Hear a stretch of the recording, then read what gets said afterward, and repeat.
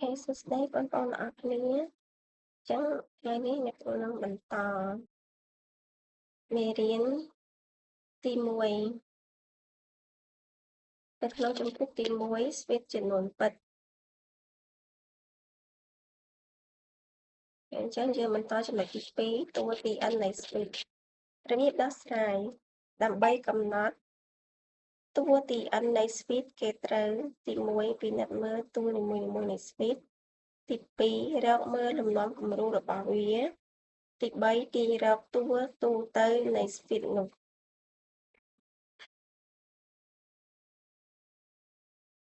ឧទាហរណ៍ទី1គេឲ្យយើងកំណត់តួទី n ចំពោះគ្រប់ n ជារបស់ n នៃស្វេតខាងក្រោមលំហាត់ក16 13 10 7 4ចឹងយើងទៅមើលចំណោយនៅក្នុងលំហាត់កទាំងអស់គ្នាលំហាត់កកាលណាយើងចង់រកតួទី n នៃស្វេតដែលមានតួ16 13 10 7ហើយនិង4អញ្ចឹងយើងត្រូវពិនិត្យមើលលំនាំគម្រោងហើយយើងឃើញថាចំពោះ n ស្មើនឹង1 A1 តួទី1គឺស្មើនឹង16អញ្ចឹងតាមលំនាំគម្រោងគឺយើងអាចទាញបានដក3គុណនឹង1បូកឲ្យ19អញ្ចឹងស្មើនឹង16ចំណែក n ស្មើ2នាំឲ្យ A2 A2 យើងគឺស្មើ13អញ្ចឹង13គឺស្មើនឹងដក3គុណនឹង2បូកឲ្យ19ចំពោះ n ស្មើ3នាំឲ្យ A3 ស្មើនឹង10ស្មើជាមួយនឹងដក3គុណនឹង3បូកឲ្យ19អញ្ចឹងគឺស្មើជាមួយនឹង10ចំណែក n ស្មើ4នាំឲ្យ A4 ស្មើនឹង7ស្មើនឹងដក3គុណនឹង10បូកឲ្យ19ចំណែក n ស្មើនឹង5នាំឲ្យ A5 តែនេះគឺ A5 ស្មើនឹង4អញ្ចឹងយើងកែដាក់ A5 ហ៎ A5 គឺស្មើជាមួយនឹង4ស្មើជាមួយនឹងដក3គុណជាមួយនឹង5បូកឲ្យ19ចុចរហូតដល់បើសិនយើងចង់រកតួទី n គឺ n ស្មើ n នាំឲ្យ n an ស្មើនឹងដក3 n បូកជាមួយនឹង19អញ្ចឹងតាមលំនាំគំរូខាងលើយើងឃើញថា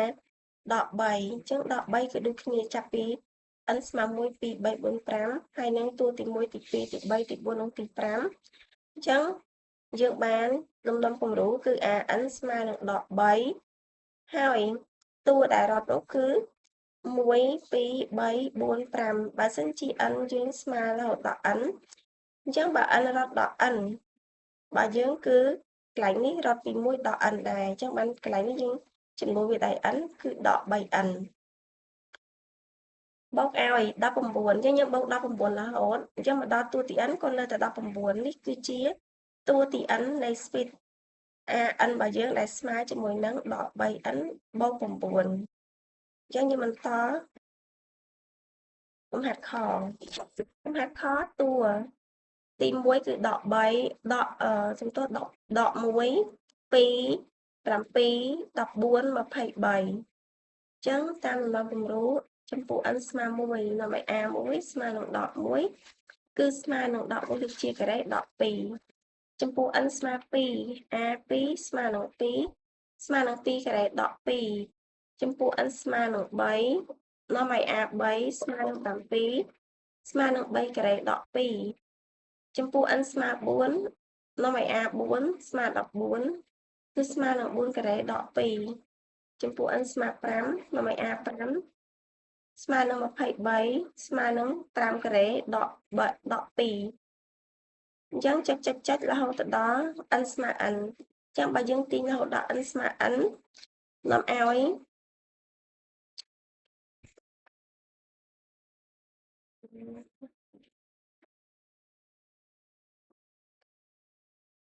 វាសាថ្មីមកដល់ n ស្មើ n អញ្ចឹងកន្លែង n ស្មើ5នេះនាំឲ្យ a5 ស្មើ23គឺស្មើនឹង5ការ៉េ25ដក2គឺ23ហើយអញ្ចឹងកន្លែងនេះយើងដាក់ចុចផងគឺមានន័យថាយើងរករហូតទៅដល់ n ស្មើ n អញ្ចឹងបើយើងទាញបាន n ស្មើ n នាំឲ្យ an គឺស្មើ n ការ៉េដក2អញ្ចឹងដូចនេះ n ការ៉េស្មើ2នេះគឺជាតួទី n នៃស្វីតខរបស់យើងគឺខ្ញុំតាំងដោយស្វីត a n អញ្ចឹងតួទី n របស់យើងគឺខ្ញុំតាំងតែ rn តែស្មើ n ក្រេដក2ចូលដល់លំហាត់កែវលំហាត់កែវតួទី1គឺ1តួទី2គឺ2តួទី3គឺ6តួទី4គឺ24តួទី5គឺ120ចិត្តរហូតដល់យើងចង់រកតួទី n ចឹងចំពោះ n ស្មើ1នាំឲ្យ a1 ស្មើនឹង1គឺស្មើនឹង1ហ្វាក់យើងដឹងឲ្យ1ហ្វាក់គឺស្មើ1ចំពោះ n ស្មើ2នាំឲ្យ a2 ស្មើនឹង2គឺស្មើនឹង2ហ្វាក់អញ្ចឹង2ហ្វាក់ស្មើជាមួយនឹង2គុណនឹង1អញ្ចឹង2គុណនឹង1គឺស្មើ2ចំពោះ n ស្មើ3នាំឲ្យ a3 គឺស្មើនឹង6ស្មើនឹង3ហ្វាក់អញ្ចឹង3ហ្វាក់ស្មើនឹង3គុណនឹង2គុណនឹង1ចំពោះ n ស្មើនឹង4នាំឲ្យ a4 គឺស្មើនឹង24ស្មើនឹង4ហ្វាក់អញ្ចឹង4ហ្វាក់ស្មើនឹង4គុណនឹង3គុណនឹង2គឺស្មើនឹង24ចំពោះ n ស្មើ5មក a5 ស្មើនឹង120ចំ120គឺស្មើ5ហ្វាក់អញ្ចឹង5ហ្វាក់នេះវាស្មើនឹង5គុណនឹង4គុណនឹង3គុណនឹង2គុណនឹង1គឺស្មើ120ចិត្តរហូតដល់ n ស្មើ n នាំឲ្យ an ស្មើជាមួយនឹង n ហ្វាក់អញ្ចឹង n ហ្វាក់យើងអាចប្រៀបបានគឺស្មើនឹង n គុណជាមួយនឹង n ដក1គុណនឹង n ដក2គុណនឹង n ដក3ថយចិត្តរហូតដល់គុណជាមួយនឹង2 3 2 1អញ្ចឹងបន្តរហូតនេះគឺជាតួទី n ដែលយើងចង់បានដូចនេះទីរបស់យើងគឺតួទី n an ស្មើជាមួយនឹងតែគឺ n ហ្វាក់ហើយនេះគឺ n ហ្វាក់ចាតែនោះគឺ n ហ្វាក់អូខេសិនគឺn ហ្វាក់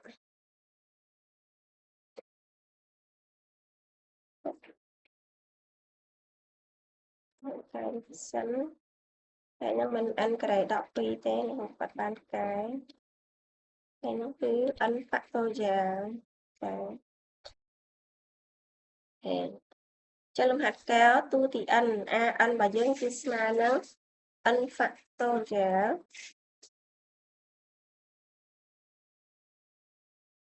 តោះចាអញ្ចឹង an ស្មើនឹង n ហ្វាក់ដែលស្មើនឹង n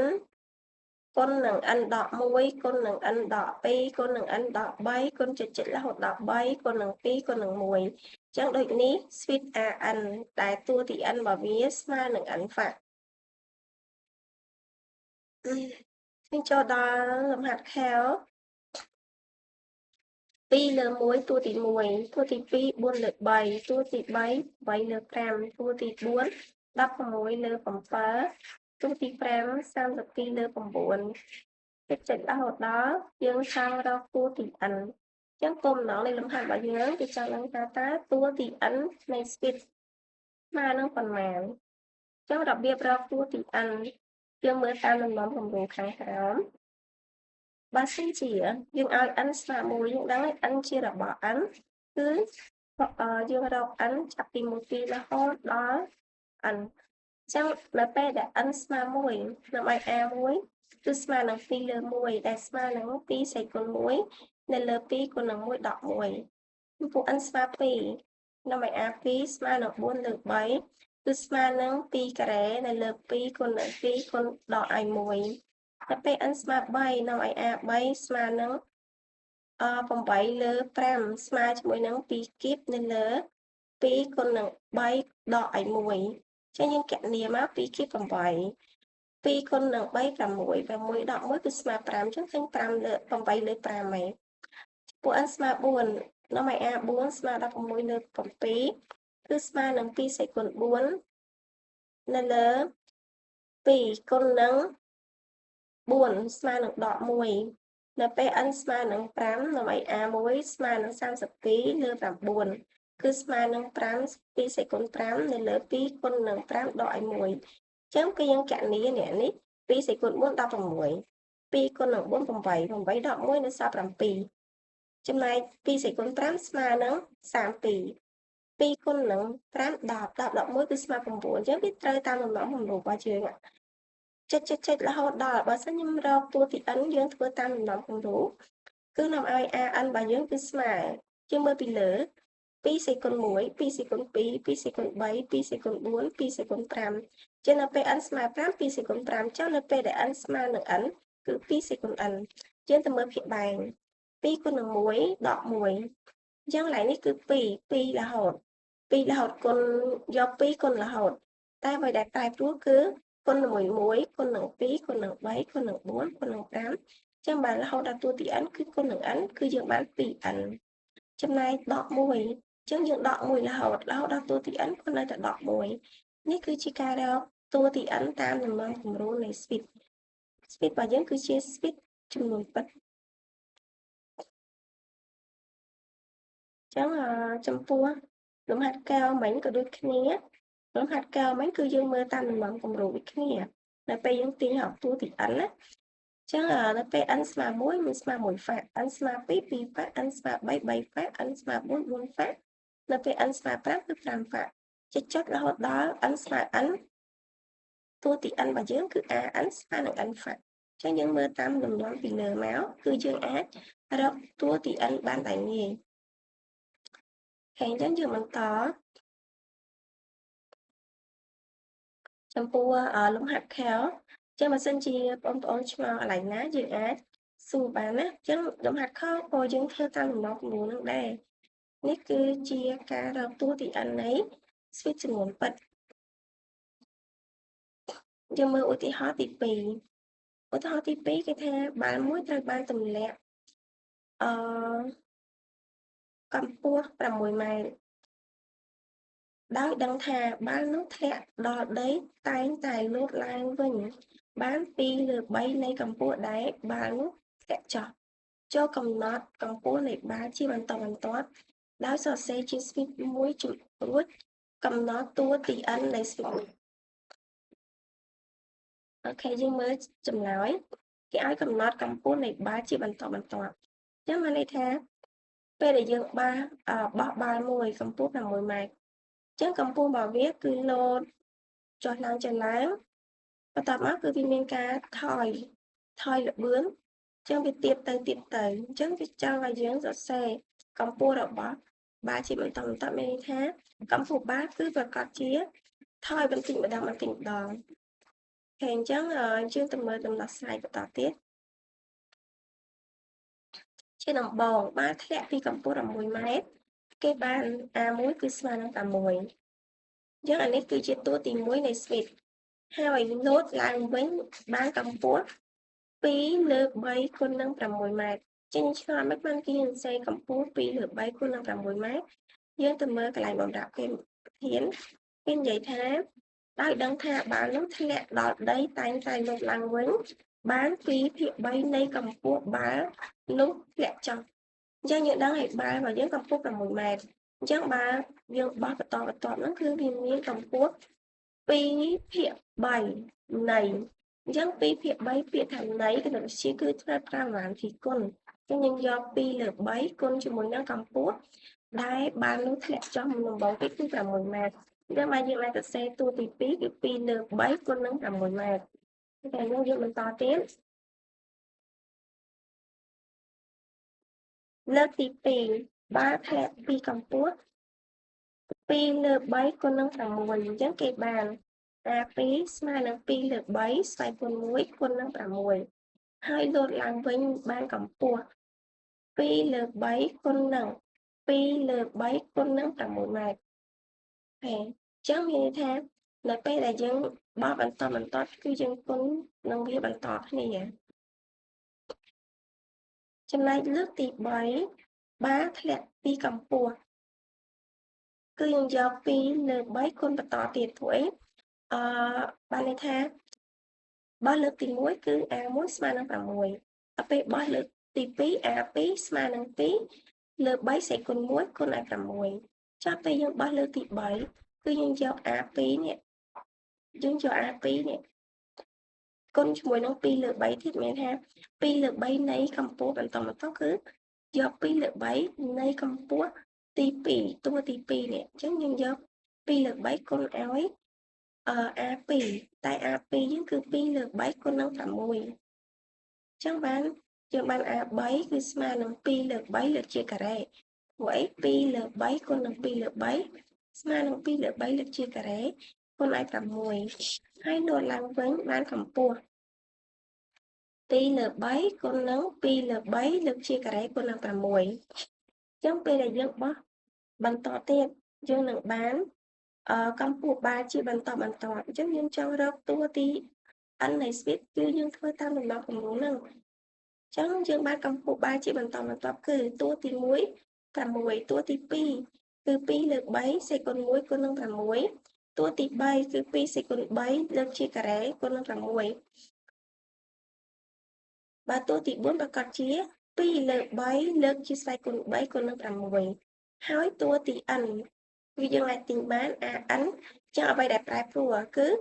យើងមើល2លើក3សេគុណ1 2លើក3សេគុណ2 2លើក3សេគុណ3 2លើក3សេគុណ4រហូតដល់តួទី n ប្រកាសជា2លើក3សេគុណ n 11ឯងព្រោះអីព្រោះថាអានេះគឺស្វ័យគុណ1អញ្ចឹងគឺគេរាប់ចាប់ពីប៉ុន្មានទៅគឺរាប់ចាប់ពី0ទៅឯងដោយសារអី6គឺត្រូវគុណជាមួយនឹង2លើក3សេគុណ0តែ2លើក3សេគុណ0គឺស្មើនឹង1យើងអត់ចាំបាច់ដាក់ក៏បានចឹងហើយទើបយើងដាក់តែលេខ6តែម្ដងតែតាមពិតគឺឡើងនេះមុខលេខ6ហ្នឹងគឺយើងអាចសរសេរ2លើក3សេគុណ0គុណនឹង6 2តួទី2គឺ2លើក3សេគុណ1គុណនឹង6យើងស្វែងគុណយកពី0ទៅ0 1 2 3 4 5រហូតដល់សេគុណ n ដល់តួទី n គឺតួរបស់វាគឺ n 11ឧទាហរណ៍ថាបើយើងរាប់ពី0 0 1 2 3 4 5 9អញ្ចឹងតើមានប្រមាណតួគឺមា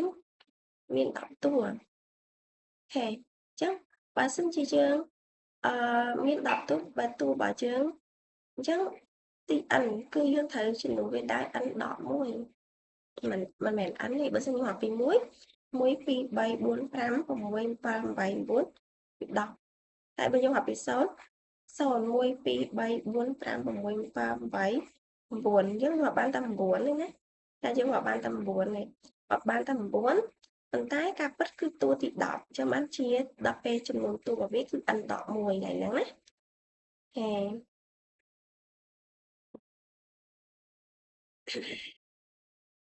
ចឹងអរគុណច្រើនបងប្អូនអ្នកគ្នាដែលប្រឹងព្យាយាមមើលតាមដានវីដេអូរបស់អ្នកគ្រូរហូតដល់ចប់ចឹងកុំភ្លេចជួយ Subscribe Like នៅក្នុង Channel របស់អ្នកគ្រូផងសូមអរគុណជូនបងប្អូនប្រឡងជាប់ទាំងអស់គ្នា